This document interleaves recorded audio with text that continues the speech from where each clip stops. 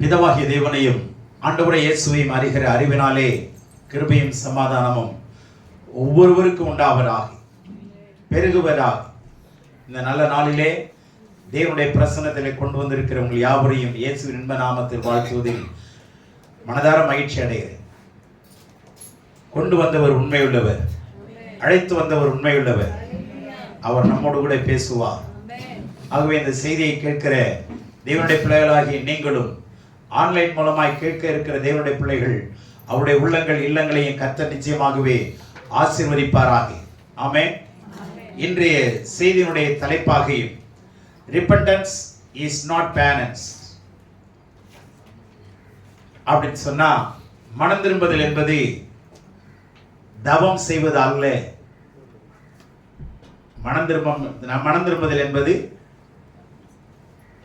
தவம் அல்ல, தவம் செய்கிறது அல்ல.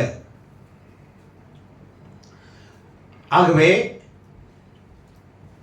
the penance, P-A-N-E-N-C, sorry P-E-N-A-N-C, penance அப்படின்னா தவம் செய்யுது.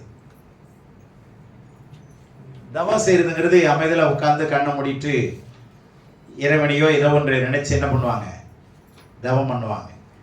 அது அல்ல. இது முற்றிலும் வித்தியாசமானது. வேதத்தில் 2 விதமான உபதேசங்கள் இருக்கு. ஒன்று அடிப்படை உபதேசங்கள், பேசிக் டாக்டரின்ஸ். இன்னொன்று லீகல் டாக்டரின்ஸ், சட்ட ரீதியான உபதேசங்கள். இது 2ஐயும் புரிந்து கொள்ளணும். அடிப்படை உபதேசங்களையும் புரிந்து கொள்ளணும், சட்ட ரீதியான உபதேசத்தை புரிந்து கொள்ளணும். இப்போ நம்ம இந்திய குடிமக்களா இருக்கிறோம், நம்ம சிவில் சட்டத்தின்படி வாழ்ந்து கொண்டிருக்கிறோம். ஆனா நம்முடைய ஒழுக்கத்தின்படி வாழ்ந்து கொண்டிருக்கிறோம். அதே சமயத்தில் ரோட்டுக்கு போகும்போது சில பிரச்சனைகளை சந்திக்கும் போது சட்ட ரீதியா சந்திக்கிறோமா இல்லையா? சொல்லுங்க. அப்ப 2ம் தெரியுமா இல்லையா? அப்ப தெரியலனாலும் வக்கீல வச்சு என்ன பண்றோம், சட்ட ரீதியான விஷயங்களை அணுகிறோம். புரியுதுங்களா? அதுபோல அடிப்படை உபதேசங்களும் தெரியணும், சட்ட ரீதியான உபதேசங்களும் தெரியணும். அடிப்படை உபதேசங்கள்ங்கிறது நிறைய இருக்குங்க. ரட்சிப்பை குறித்த உபதேசம், சபை குறித்த உபதேசம், பாலகனாகிய இயேசுவை குறித்த உபதேசம், தேவகுமாரனாகிய கிறிஸ்துவை குறித்த உபதேசம், பிசாசை குறித்த உபதேசம், தேவதூதர்களை குறித்த உபதேசம்னு சொல்லிட்டே போகலாம். நிறைய இருக்குங்க. இதெல்லாம் அடிப்படை உபதேசங்கள்.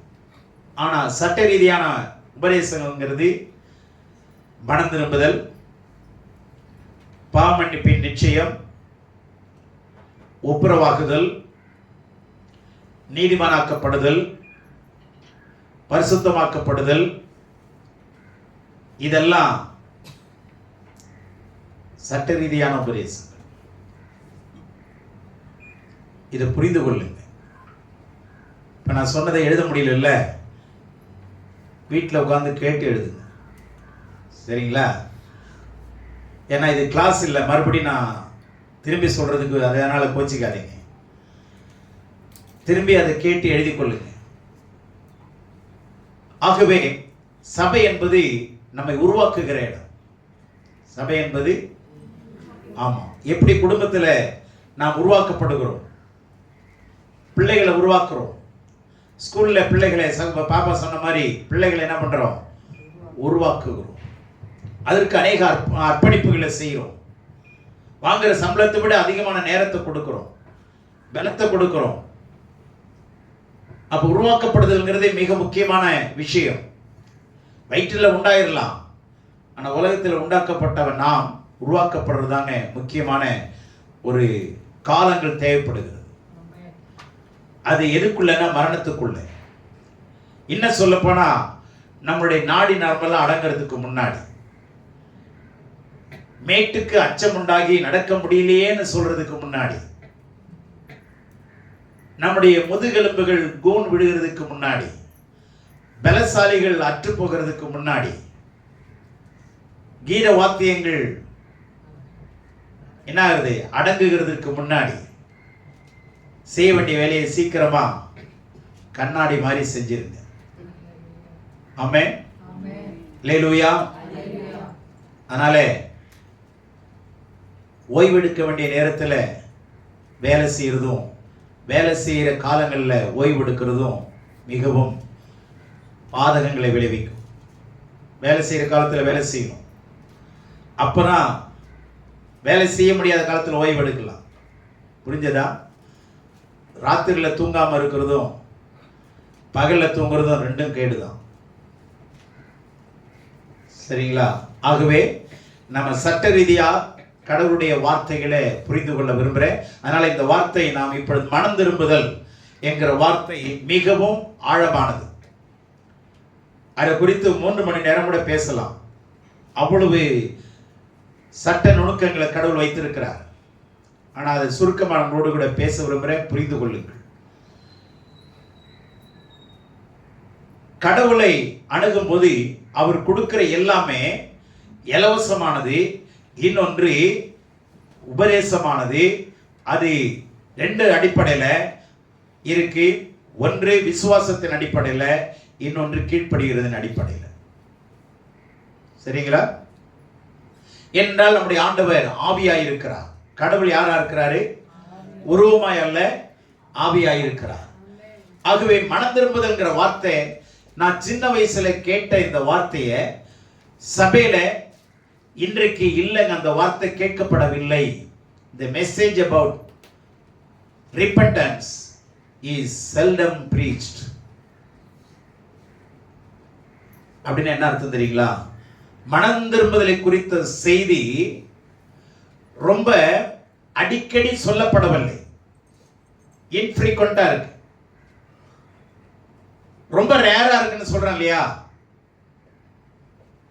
அதுதான் மனம் திரும்புதல் வார்த்தை இன்னைக்கு இல்லை, சபையில இல்லைங்க, கேட்கப்படலை, சொல்லப்படலை, அறிவிக்கப்படலை, அழுத்தம் கொடுக்கப்பட முடியாத ஒரு வார்த்தையா இருக்கிறது. நான் சின்ன வயசுல இருக்கும்போது மனம் திரும்புங்கள், மனம் திரும்புங்கள் நிறைய சொல்லுவாங்க. ஆனா இன்னைக்கு என்ன சொல்றாங்க? விசுவாசிங்க, ஆண்டவர் ஏத்துங்க. விசுவாசிங்க, ஆண்டவர் ஏத்துக்கலாம், எங்க போயிடலாம்? பரலோகம் போயிடலாம். ஈஸியா சொல்லி கொடுத்துறாங்க. இது சட்டத்துக்கு முரணான வார்த்தை. ஏன்னா அடிப்படை உபதேசம் ரட்சிக்கப்படணும் தான். எல்லாருமே என்ன பண்ணணும்? ரட்சிக்கப்படும். ஆனா அதுக்குள்ள வரத்துக்கு சட்டங்கள் இருக்கு. ஒரு வீட்டுக்குள்ள வரோம்னா எது வழியா உள்ள போகணும்? மெயின் கேட் வழியா உள்ள போகணும். அப்படியே சுத்திக்கிட்டு இந்த பின்னாடி கேட் வழியா உள்ள போனீங்கன்னு வச்சுங்க, உங்களை பார்க்கறதே எப்படிதான் பார்ப்பாங்க? கொஞ்சம் சொல்லுங்களேன். அது ஒழுங்கு இல்லைல்ல? அதுதான் சொல்றேன். உள்ள வரணும், சந்தோஷம். எப்படி வரணும்?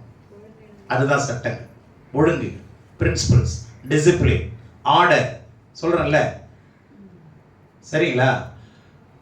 ஃபங்க்ஷனுக்கு வரலாம், வாங்க.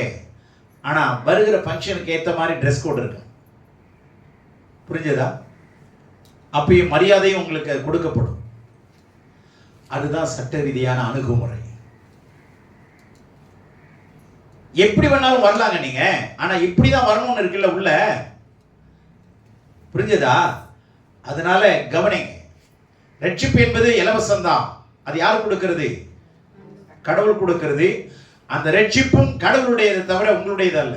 நீங்க நினைச்சா பெற்றுக்கொள்ள முடியாது, நீங்க விரும்பினா பெற்றுக்கொள்ள முடியாது.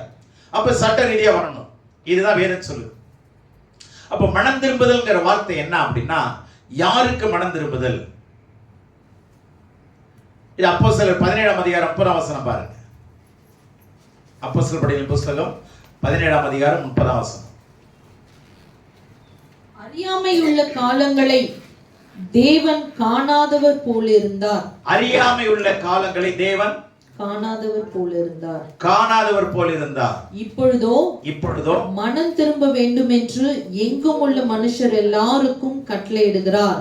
மனம் திரும்ப வேண்டும் என்று எங்கும் உள்ள மனுஷர் எல்லாருக்கும் என்ன செய்கிறார்? கட்டளையிடுகிறார். இது தேவனுடைய கட்டளை, மனுஷனுடைய கட்டளை அல்ல. எல்லா மனுஷரும் மனம் திரும்ப வேண்டும் என்று கர்த்தர் கட்டளையிடுகிறார்.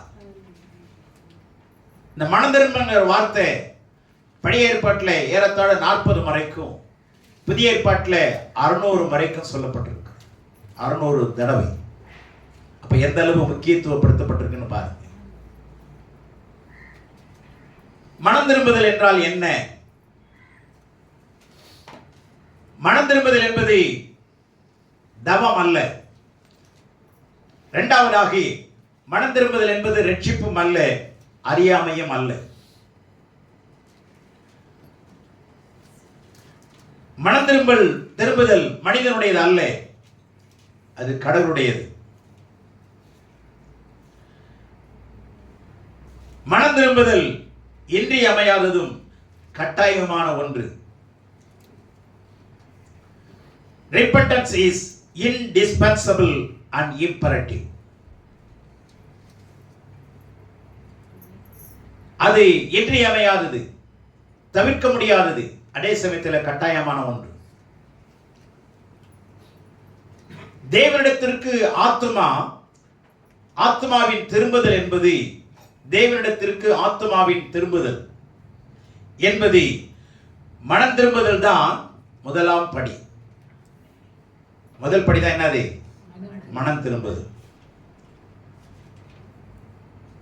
இது தன்னிச்சையானது அல்ல, நீங்க விரும்பினா நடக்குங்கிறது இல்லை. மனம் திரும்புதல்ங்கிறது இட்ஸ் நாட் an arbitrary, தன்னிச்சையா நடக்கிற ஒன்று இல்லை. இதை தூண்டுறது யாருன்னா கடவுள் தான். மனம் திரும்புன்னு சொல்றதுதான். பாவம் என்கிற விக்கிரகத்தை விட்டு திரும்பி, பாவம் என்கிற பொருளாசை விட்டு திரும்பி அந்த உணர்வை கொடுக்கிறது யாரு? கடவுளுடைய வேலைங்க. இது மனுஷனுடையது அல்ல, தன் நிச்சய யாரும் செய்ய முடியாது. கடவுள் அந்த இன்டியூஸ்மெண்ட்டை கொடுப்பார், அந்த இன்ஸ்பைரேஷனை ஆண்டவர் தருவார். உள் உணர்வுகளை கடவுள் கொடுப்பார், உள் உணர்வுகளை தூண்டி விடுவார். நீ மனம் திரும்பி.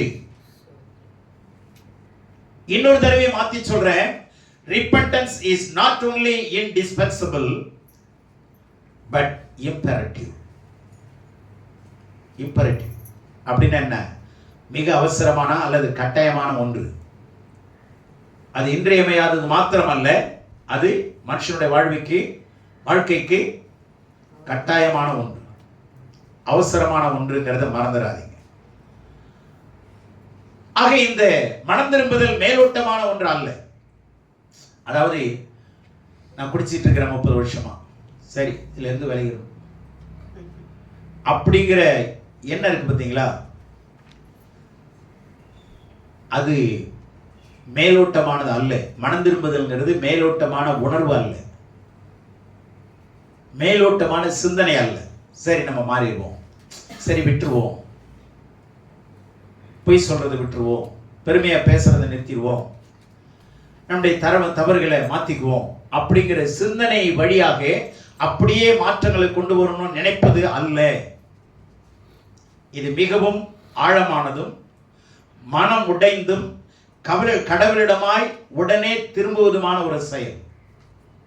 நல்ல கவனிங்க, இது ஆழமானது, சூப்பர் நேச்சுரலா, சூப்பர்ஃபிஷியலா அல்ல, மேற்புள்ள மேயிற மாதிரி அல்ல.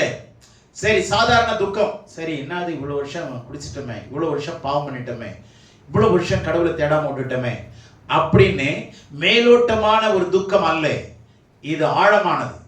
இங்கிருந்து எங்க வரணும்? இங்க இறங்கி வரணும், இதயபூர்வமா. சரிங்களா? உள்ள உடைந்து அகம் உடைந்து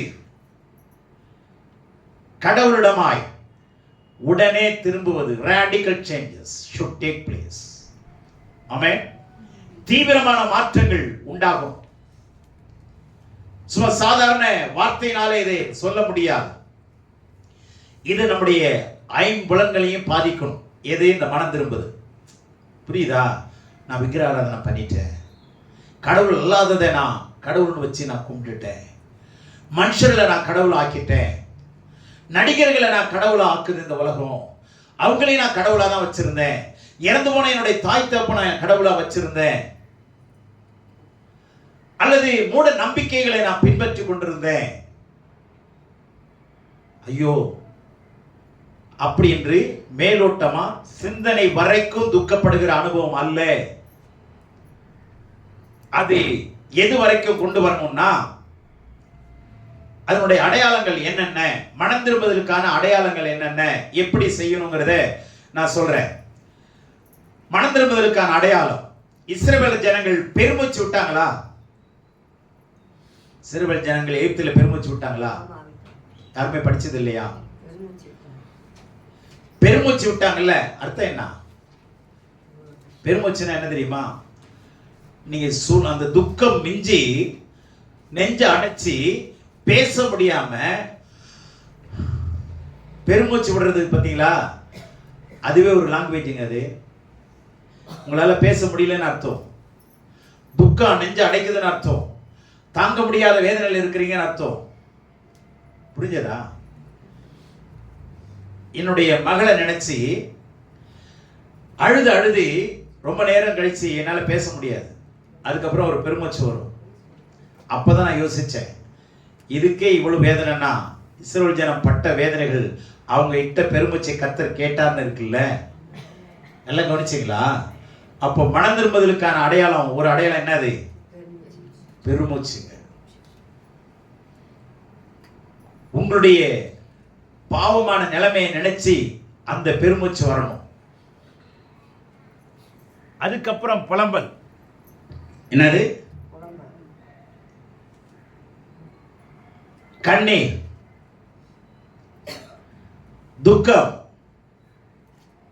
இதெல்லாம் எப்படி வரணும்னா, முதல்ல சரீர ரீதியாக வரணும். இரண்டாவது மன ரீதியாக வரணும். மூணாவது நம்முடைய ஆவி வழியாக வரணும். இந்த மூன்றிலையும் மூன்று விதமான காரியம் நடக்கணுங்க. பாடி, சோல் அண்ட் ஸ்பிரிட். இந்த மூன்றுக்குள்ளேயும் நம்முடைய ஆவி, ஆத்ம, சரீரம் இருக்குல்ல, இந்த மூன்றுக்குள்ளேயும் இந்த மனமாறுதல், இந்த மனம் திரும்புதல் என்ன செய்யணும்? ஒரு வைப்ரேஷனை கொண்டு வரணுங்க.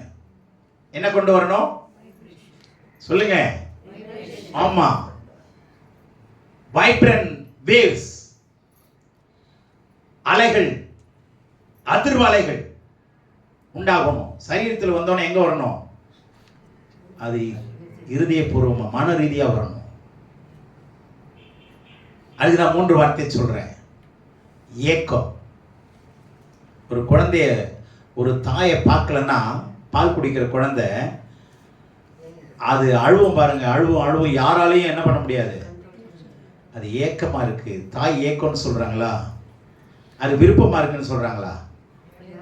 ஆசையா இருக்குதுன்னு சொல்றாங்களா? ஆசையா அழுவுதுங்க. அப்படியே சொல்லுவோம், ஏக்கத்தில் அழுவுது. That is called longings. விருப்பத்தை விட, டிசைரை விட, நீங்க விரும்புறதை விட இந்த லாங்கிங்ஸ்ங்கிறது எங்க இருந்துன்னா உணர்வுபூர்வமா வர்றது. புரிஞ்சதா? அந்த ஏக்கம் இருக்கணும். இரண்டாவது என்ன இருக்கணும்? தாக்கம் இருக்கணும், இம்பாக்ட். அந்த தாயை பார்க்கலையே, பால் குடிக்கலையேங்கிற ஒரு தாக்கம் என்ன ஆகுது? அழுது அழுது முகம்லாம் வீங்கிறதா? சொல்லுங்க. அப்போ ஐம்புலங்களும் இதுக்குள்ள வருதா? தலையாட்டுறீங்களா? புரியுதா? ஏக்கம் ஐம்புலங்கள் வழியா வெளியே வருது இல்ல, இந்த இம்பாக்ட் இருக்குல்ல, ஹெவி ப்ளோ இருக்குல்ல. ரெண்டாவது. மூணாவது, அது எங்க வரணும்? நம்ம ஆவிக்குள்ளே கடந்து வரும். மூணாவது, ஆவிக்குள்ளே கடந்து வரும். அதுதான் தாக்கம். சாரி, ஆக்கம். ஒன்னு ஏக்கம், ரெண்டு தாக்கம், மூன்றாவது ஆக்கப்பூர்வமான செயல்கள் வெளியே வருதா? கன்ஸ்ட்ரக்டிவான ரிசல்ட் வருதா? ஆக்கப்பூர்வமான என்ன? Constructive results, progressive results. Alleluia. கன்ஸ்ட்ரக்டிவா, ஆக்கப்பூர்வமா. ஆக்கப்பூர்வமா இருக்கணும்னா ஒரு தாக்கம் இருக்கணும். தாக்கம் இருக்கணும்னா ஒரு ஏக்கம் இருக்கணும். இவ்வளவுலையும் சேர்ந்து வர்றதாங்க மனம் திரும்புதல். நானே அவங்கள அடிச்சிட்டேன், ஆண்டவரே என்னை மன்னிச்சிருங்க அப்படின்னு சொல்றதுக்கும், முழங்கல் பிடிட்டு மனம் உடைஞ்சி கண்ணீர் விட்டு அழுவுறதுக்கு வித்தியாசம் இருக்கா இல்லையா? புரிஞ்சதா? தாவீது அந்த வேலையை செஞ்சாரா இல்லையா? சங்கீதம் 51. சரியா? பேதுரு அந்த வேலையை செஞ்சாரா இல்லையா? மனகசந்து. இந்த பைக்னன்சின்னா கசப்பு தன்மை வெளியே வரணுங்க. புரிஞ்சதா? உள்ள ஒரு கசப்பு தன்மை வரணும். எதை குறித்து? பாவத்தை குறித்து. சே, இனிமே என்ன பண்ணக்கூடாது? சர்ச்சுக்கு லேட்டாக வரக்கூடாது. அங்கே வந்தால் இவர் எங்கே போனாலும் அங்கே வந்துடுறாருங்க அப்படின்னு நினைக்கிறீங்களா? என்ன உங்களை உருவாக்கணும்னு நினைக்கிறேன். குறை சொல்லணும்னு நினைக்காதீங்க. எப்பொழுதுமே நல்லா படிக்கிற பிள்ளைங்களை நீ நல்லா படின்னு சொல்ல மாட்டாங்க தெரியுமா? என்னன்னு சொல்லுவீங்க? நல்லா படிக்கிறேன்னு சொல்லிட்டு அதை நிறுத்திடுவோம். இன்னும் கொஞ்சம் நல்லா படிச்சேன்னா இன்னும் கொஞ்சம் நல்லா வரும். அதுக்கு பேர் குறை சொல்றதா? சொல்லுங்க. ஊக்கப்படுத்துதல், encouragement, empowerment. Hallelujah. Encouragement brings empowerment. ஹல்லேலூயா.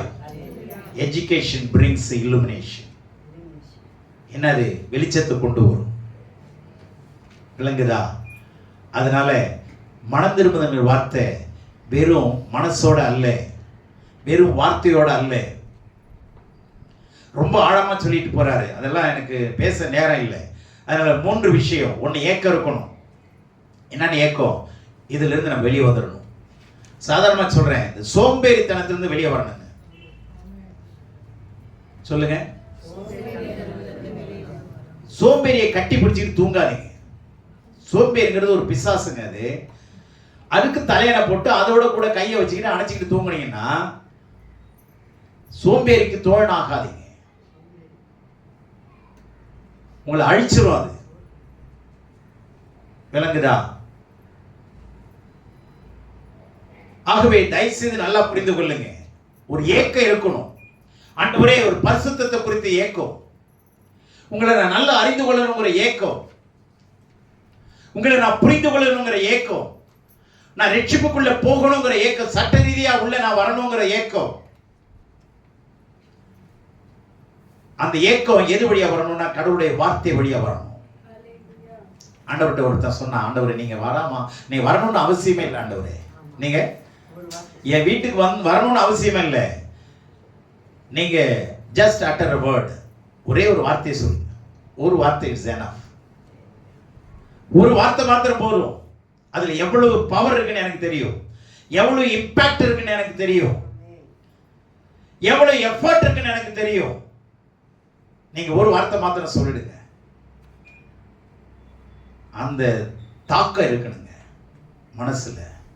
உடையணும், மனசு உடையணும். கான்ட்ரைட் ஸ்பிரிட்னு சொல்லுவாங்க. இதுதான் சங்கீதம் 51ல தாவீது பயன்படுத்துறார். Spirit of கான்ட்ரேஷன்.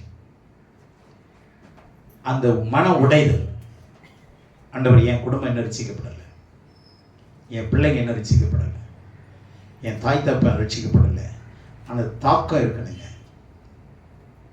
அந்த ஏக்கம் தாக்கத்தை கொண்டு வரும். ஏக்கம் கண்டிப்பா இது ரூலுங்க. அது ஏக்கம் இருந்ததுன்னா கண்டிப்பா என்ன பண்ணும்? தாக்கத்தை பார்த்தாவே தெரிஞ்சுக்கலாம். இது தாக்கப்பட்டிருக்கிறாங்க. தெரிஞ்சிருக்கணுமா இல்லையா? தாக்கப்பட்டவங்களை தடவி பார்த்தா தெரிஞ்சுக்கணுமா? மூஞ்சியும் கண்ணையும் பார்த்தாவே தெரிஞ்சிருங்க. தெரியுமா தெரியாதா? தெரியுங்க. தாக்கம் கண்டிப்பா மனசுலயும் தெரியும். அவங்க ஒரு வார்த்தையை சொல்லும் போதே அழுதுருவாங்க. அவ்வளவு காயப்பட்டிருக்கிறாங்க. சரீர காயம் மாத்திரம் இல்லை, உள்ளங்களை காயப்படுறது ஒரு தாக்கம் இருக்குங்க. உள்ள ரீதியா தாக்கப்படுறது, சைக்கலாஜிக்கல் அட்டாக். விளங்குதா? அவங்க அடிச்சிருந்தா கூட நான் பொறுத்திருப்பேன். ஐயா, அவங்க சொன்ன வார்த்தையை என்னால் என்ன பண்ண முடியல, ஜீர்ணிச்சிக்க முடியலங்க. அவங்க அடிச்சா கூட நான் வாங்கிட்டு வந்திருப்பேன். எத்தனை பேர் சொல்றாங்க? அப்போ மன ரீதியான தாக்கப்பட்டிருக்காங்களா? புரியுதா? வேதம் எல்லாத்துக்கும் பதில் சொல்ற ஒரு களஞ்சியங்க அது. வேதம் எல்லா கேள்விகளுக்கும் பதில் சொல்லுகிற மாபெரும் களஞ்சியம். அல்லேலூயா. ஆகவே இந்த தாக்கம் ஆக்கப்பூர்வமான ரிசல்ட்டை கொண்டு வரணும். எத்தனை பேர் விரும்புறீங்க என்னோட வாழ்க்கையில ஆக்கப்பூர்வமான ரிசல்ட் வரணும்னு? 100% ரிசல்ட் வரணும்னு. மேன் ஆஃப் சக்சஸ் அப்படின்னு சொல்லணும். அப்படின்னா நீங்க வருந்த வேண்டிய சில விஷயங்களை குறித்து கடவுளுடைய பாதத்தில் உட்கார்ந்து வருந்துங்க, கண்ணீர் விடுங்க. நீங்க இந்த மனம் திரும்புதல் சரியா இல்லாம ஆண்டவருக்கு ஏத்துக்கிட்டீங்கன்னு வச்சுங்களேன், ஆண்டவர் ஏத்துக்கிட்டீங்கன்னு வச்சுங்க, ரட்சிப்பு கர்த்தருடையது. நீங்க நினைச்சுக்கலாம் ரட்சிக்கப்பட்டுட்டே நினைக்கலாம், ஆனா பிரச்சனை இருந்துகிட்டே இருக்கும். பிரச்சனை, அந்த பிரச்சனையினுடைய தாக்கம் இருந்துகிட்டே இருக்கும். அதோட ரிசல்ட்டை நீங்க அனுபவிச்சுட்டே இருப்பீங்க. ஆனா சர்ச்சுக்கு வருவீங்க, ஜெபம் பண்ணுவீங்க, ஒரு காரியமும் நடக்காது. காரணம் என்ன? ஃபர்ஸ்ட் ஸ்டெப் எதுதான்? மனம் திரும்புதல் இல்லையா? அது எந்த ரீதியா 3 இடத்துலயும் தாக்கம் வரணும்னு சொன்னா, உணர்வு ரீதியா, செயல் ரீதியா, ஆத்தும ரீதியா, ஆவி, உங்களுடைய உயிர் கூட பாதிக்கப்படக்கூடாது. ஒரு வார்த்தை சொன்னார்ல, நான் தற்கொலை பண்ணிக்கணும்னு. நீங்க ஆண்டவரை ஏத்துக்கிட்டு தற்கொலை பண்ணாலும், ஆண்டவர் ஏத்துக்கொள்ளாம போனாலும் 2 பேரும் பாதாளத்துக்கு தான் போகணும். ஏத்துக்கிட்டு தற்கொலை பண்றவங்களும் பாதாளத்துக்கு தான் போகணும், ஏற்றுக்காம போறவங்களும் பாதாளத்துக்கு தான் போகணும். அதனால தூக்கத்தை விட்டு எழுப்பி விடுங்க. தயவுசெய்து நல்லா கவனிங்க. நீங்க ரட்சிக்கப்பட்டு தற்கொலை பண்றேன்னு சொன்னாலும், ரட்சிக்கப்படாம செத்தாலும் 2 ஒரே இடத்துக்கு தான் போகும். அப்ப ரட்சிக்கப்பட்டது அர்த்தம் என்ன? அந்த வார்த்தையை நம்ம சொல்லக்கூடாது. ஒரு அண்ணன் சொல்லுவாங்க, ஒரே ஒரு சின்ன விஷயத்தை நிமித்தம் நான் 1 மணி நேரம் உட்கார்ந்து அழுதையா, என் மனசாட்சி விடுதலை அடைகிற வரைக்கும் நான் அழுதேன். ஆண்டவர் எனக்கு ஒரு விடுதலையை கொடுத்த பிற்பாடு தான் நான் எழுந்தேன். அப்போ ஒரு சின்ன ஒரு விஷயத்தை ஒரு செஞ்சிட்டோம் அப்படின்னா அது எந்த அளவு பாதிக்குது தெரியுமா? அப்படின்னா கடவுளுக்கு நமக்கு இருக்கிற உறவையே பாதிச்சிருங்க. சரியா மனம் திரும்பலன்னா, புரியுதா? சரியான மனம் திரும்புதல் சட்ட ரீதியா இல்லைன்னு வச்சுங்களேன், அந்த ரிசல்ட் என்ன தெரியுமா? அந்த அமைதி கிடைக்காது. அமைதி தாங்க ரிசல்ட். அமைதி தேடி தானே பக்தியெல்லாம் இருக்கு. வாழ்க்கையில் அமைதி இல்லைங்க. ஒரு அமைதியை தேடி போறேன் சொல்றாங்கல்ல, அந்த அமைதி உண்மையா கடவுளுடைய அமைதியா தரணும். அவர் தர அமைதியா இருக்கணும்னா நீங்க இந்த மனம் திரும்புதல்ங்கிற இடத்துக்கு வரல, முதல் படிக்கு வரல. ஆண்டவரை நான் ஏத்துக்கிட்டேன், சிம்பிளா நான் ஆண்டவரை ஏத்துக்கிட்டேன் அப்படின்னு நீங்க முதல் படி வராம நீங்க ஏத்துக்கலாம். அடுத்தது நான் என்ன கேட்கிறேன், நீங்க ஆண்டவரை ஏத்துக்கிட்டேன்னு சொல்றீங்கல்ல, நான் திருப்பி கேட்கிறேன், ஆண்டவர் உங்களை ஏத்துக்கிட்டேன்னு சொன்னாரா? என்ன பதில் சொல்றீங்க?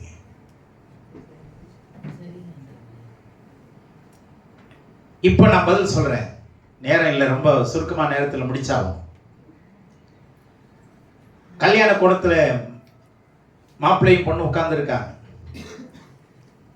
சரியா? தாலி எடுத்து கையில் கொடுக்குறாங்க. பொண்ணு வாங்கி அவரை பார்த்துட்டு, உன்னை நினைச்சு நானே கட்டிக்கிறேன்.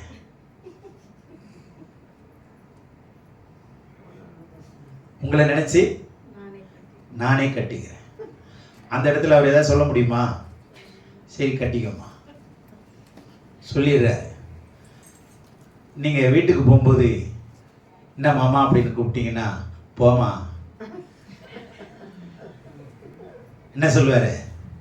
மரியாதையா சொல்றேன், போமா, நீ தானே கட்டிக்கிட்ட,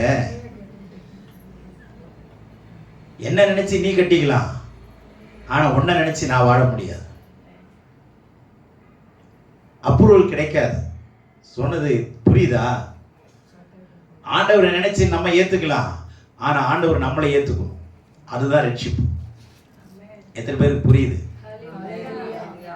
அதனால அல்லேலூயா சொன்னவங்க எல்லாம் நீங்களே கட்டிக்கிட்டீங்களா என்னன்னு கவனிச்சு பாருங்க.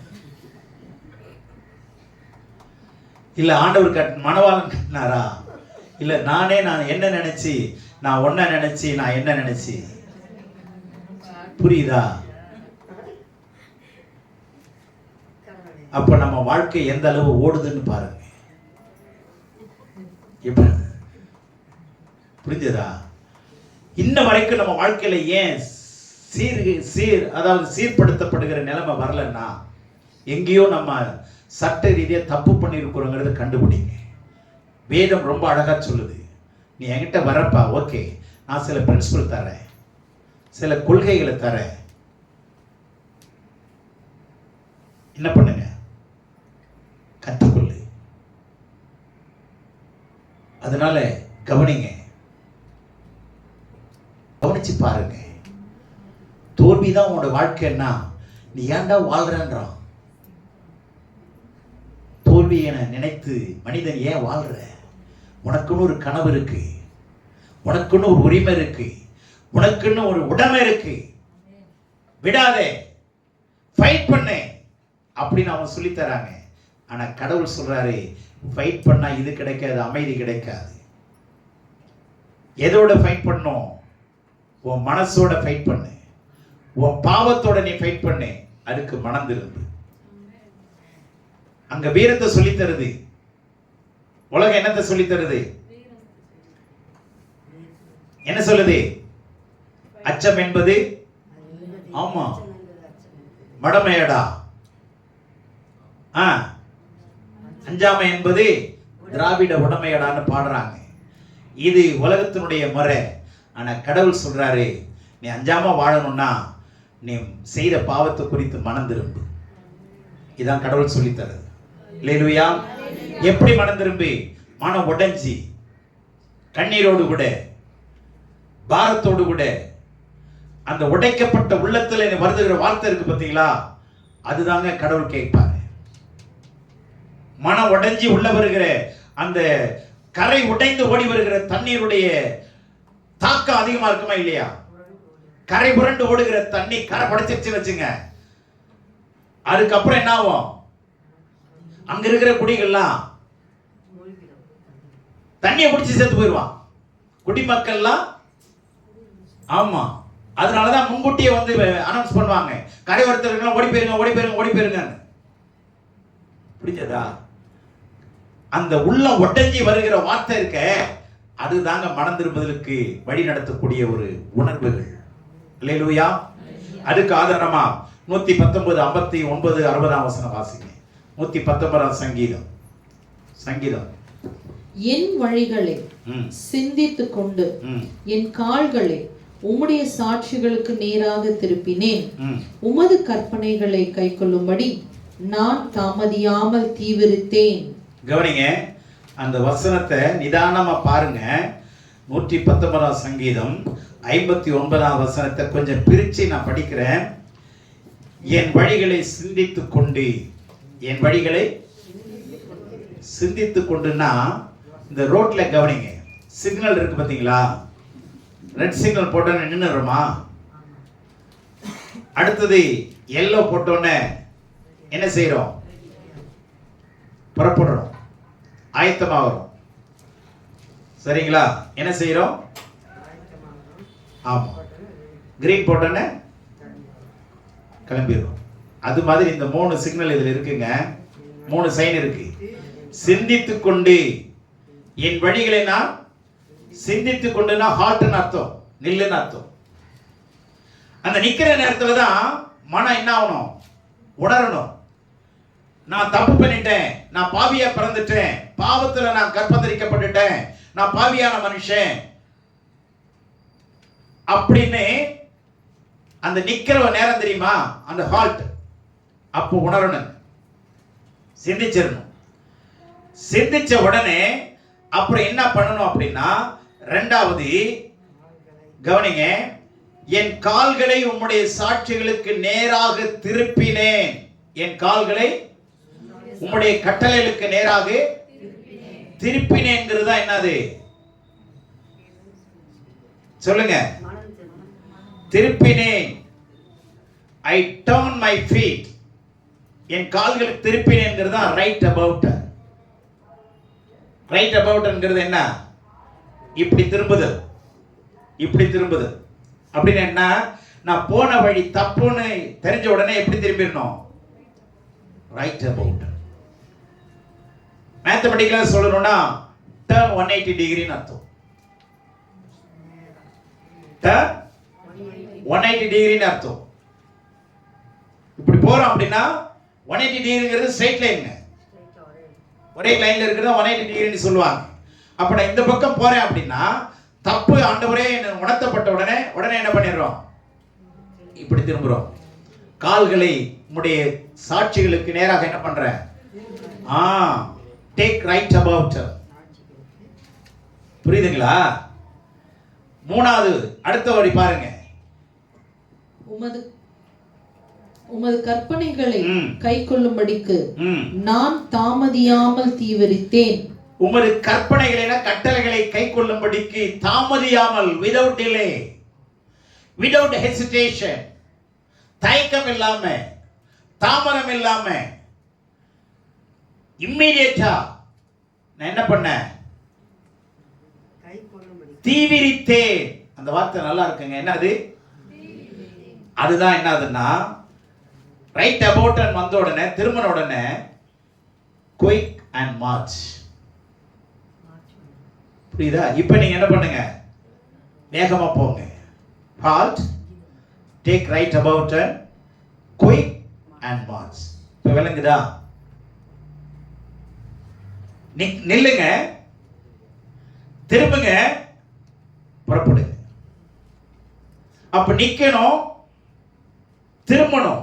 எங்க தேவ பாதத்துல உட்கார்ந்து கண்ணீரோடு கூட திரும்புங்க. மனம் உடைஞ்சி திரும்புங்க, அழுது திரும்புங்க. எரேமியா சொல்றார் 9:1 தேசம் பாழாய் போகிறது, சீயோன் குமாரத்தியே நதி அவ்வளவாய் கண்ணீர் விடு. எவ்வளவு அளவாய்? நதி அவ்வளவாய் கண்ணீர் விடு. தேசம் பாழாகிறது, உன் கண்கள் கண்ணீராகவும் உன் தலை தண்ணீர் ஊற்றுமாய் மாறினால் நலமாகும். பாவம் செஞ்சிட்டனேன்னு சொல்லி எத்தனை பேர் அழுகுறோம்? லேட்டா வந்துட்டோமேங்கிறது ஒரு குறையா இல்லையா? 3 தடவை ஸ்கூல்ல லேட்டா வர்றாங்க, என்ன பண்ணுவீங்க?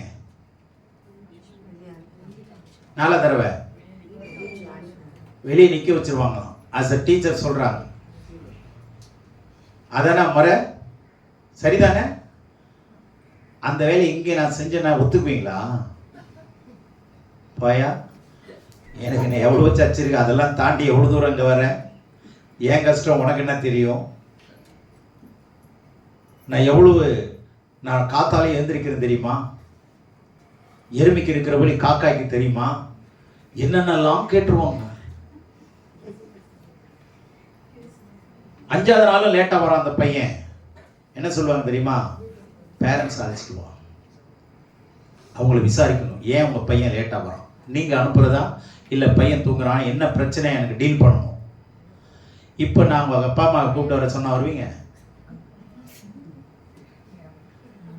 அங்க மாத்திரம் கூட்டிட்டு ஓடிடுவோம், ஏன் என் பிள்ளை படிக்கணும்னு. அப்ப இங்க இருந்து பரலோகம் போகணும்னா ரூல்ஸே இல்லாம போயிடுவோமா என்ன? ரெகுலேஷன் எவானாவா? ஒரு வண்டி ஓட்டுனா ரூல்ஸ் அண்ட் ரெகுலேஷன் இருக்கு இல்லையா? இல்ல நான் இப்படிதான் ஓட்டுவேன் அப்படின்னா சீக்கிரம் பரலோகம் போய் சேருன்னு விட்டுருவாங்க. மஞ்சள் கோட்டை தாண்டினால் மங்களத்தை இழப்பீர். மஞ்சள் கோட்டை தாண்டினால் மங்களம் போயிடும். புரிஞ்சதா? அப்போ everywhere we can see the rules and regulations accordingly.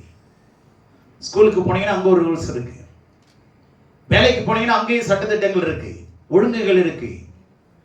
அப்ப கடவுள்கிட்ட வரும்போது மாத்திரம் ஒழுங்கு இல்லாம வரோம்னா அப்படி எப்படிதான்?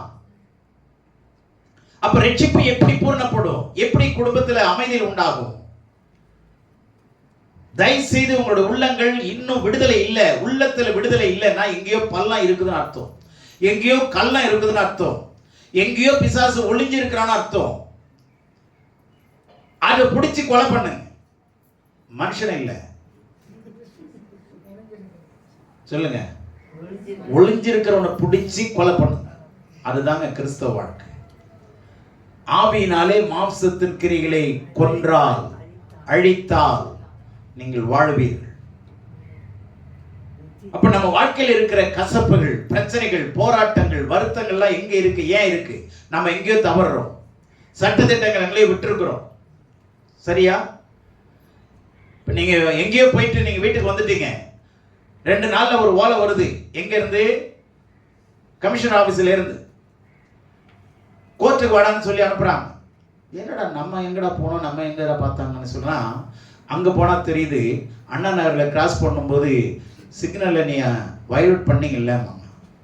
அதெல்லாம் எனக்கு தெரியாது சார். ஃபுட்டேஜ் இருக்கு பாத்தியா? மஞ்சள் வரத்துக்குள்ளே விரட்டி ஓடணும்ல, நீ ஓடுறது இங்க தெரியுது பாத்தியா? ரவுண்டு போட்டு காட்டுறானா? அது யாரு? ஓ மூஞ்சா என்ன மூஞ்சின்னு பாருமா. ஆமா சார். உடனே என்ன சொல்லுவான்? ஏன் அங்க மிரட்டுறது தானே? எங்க நிக்கிறோம்? கோர்ட்டுக்குள்ள நிக்கிறோம். பொழப்பான். உடனே சரி சார், எவ்வளவு சார் கட்டணும் சொல்றேன்ல. அப்போ இது ஒரு நாள் வரும்ல. இன்னைக்கு சம்மன் இப்ப வராது. சம்மன் எப்பதான் வரும்? நம்ம போகும்போது தான் வரும், கூடவே வரும். நீங்க லேசா நினைச்சுக்காதீங்க. கிறிஸ்தவ ஜீவியம் சட்ட ரீதியானது. சொல்லுங்க எல்லாரும். சடங்கு ரீதியானது அல்ல. நீங்க நினைச்சதெல்லாம் செய்யறது இல்லை. சட்டபூர்வமானது. சட்டங்கள் யார் கொடுத்தது? கடவுள் கொடுத்தாரு. தாவீது இந்த சங்கீத சபா எழுதுறவர் எழுதுறாரே, என் கால்களை திருப்பினேன். என்ன அழகான வார்த்தை. என் கால்களை என்ன பண்ண? திருப்பினேன். தீவிரித்து ஓடும் முடி அப்படின்னு சொல்றாரு பாத்தீங்களா?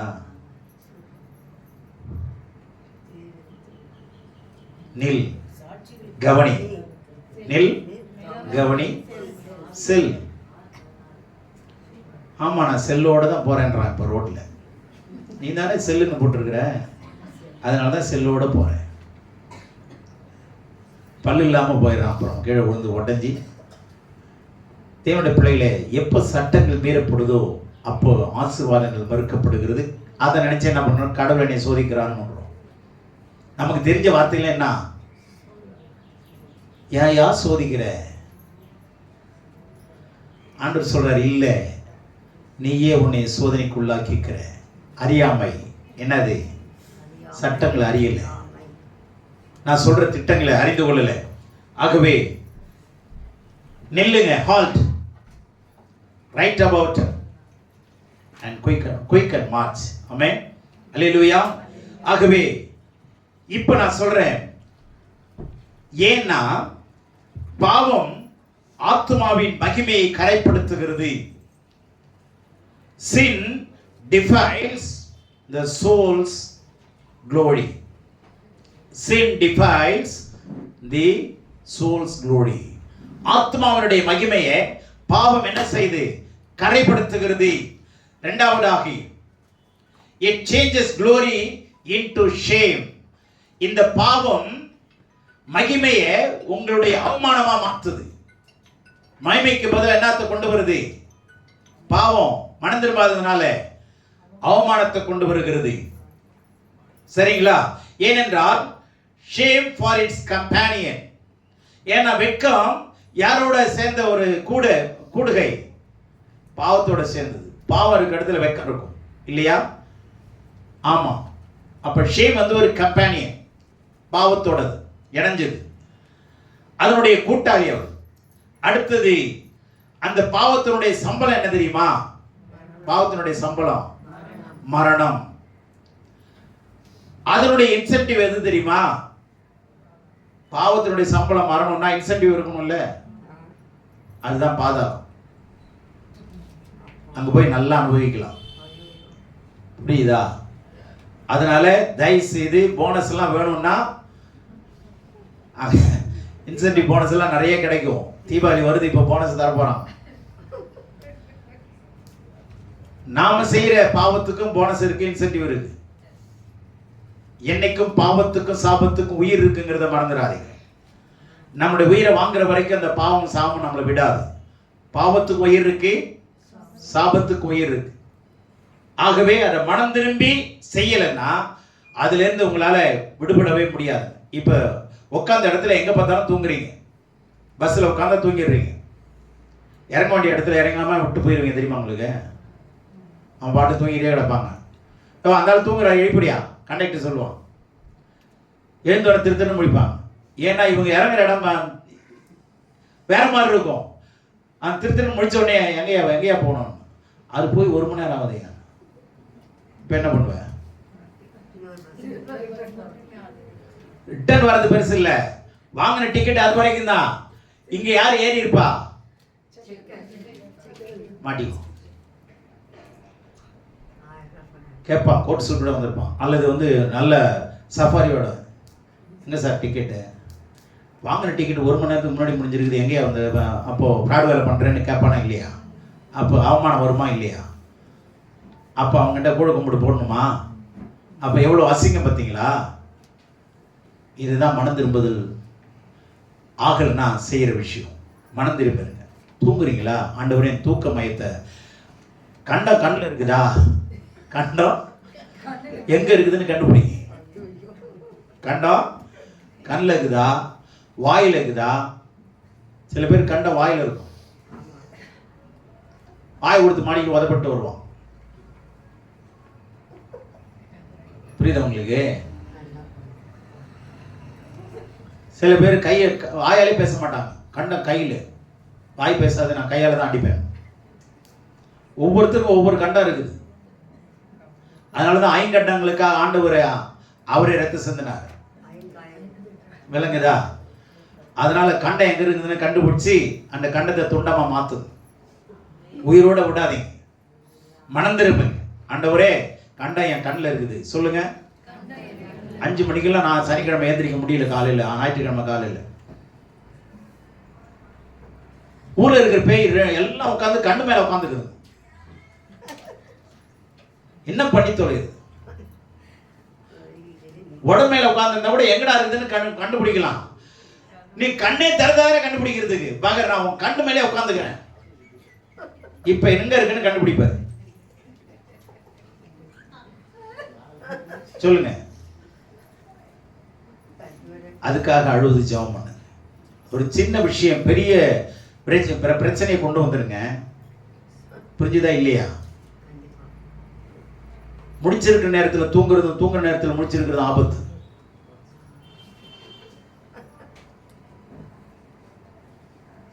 புரியுதா உங்களுக்கு? ரொம்ப ஆபத்தான விஷயம்.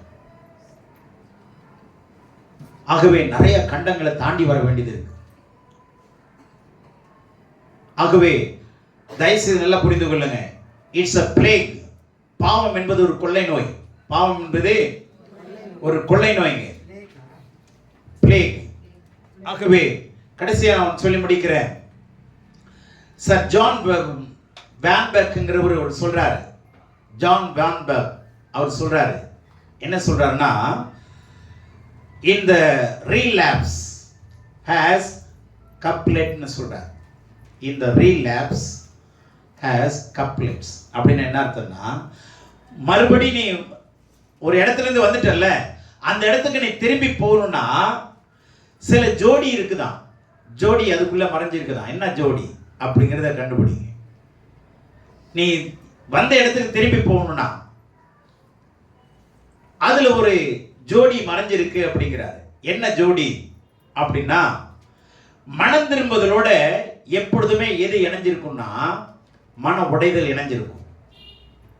மனம் திரும்புதல்ல மன உடைதல் மறைஞ்சிருக்கும். சரிங்களா? அதான் கான்ட்ரிஷன்.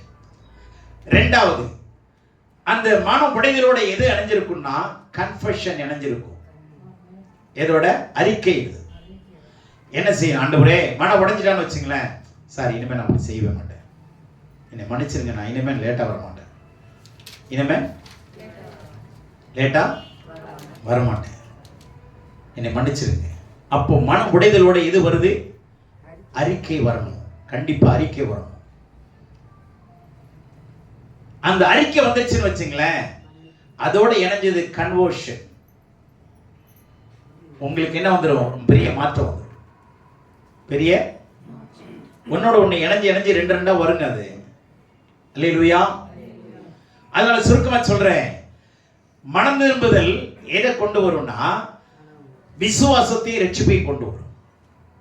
விசுவாசத்தையும், ஆமா, விசுவாசம் இல்லாமல் உங்களால் என்ன பண்ண முடியாது? ரட்சிக்கப்பட முடியாது.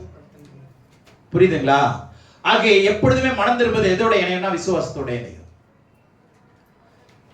அந்த விசுவாசம் உங்க சுவாசத்தோட இணையும். ஏன்னா விசுவாசத்துக்குள்ள என்ன இருக்கு? பி எடுத்துட்டீங்கன்னா சுவாசம் இருக்கா? சரிங்களா? பி எடுத்துட்டா சுவாசம் இருக்கு.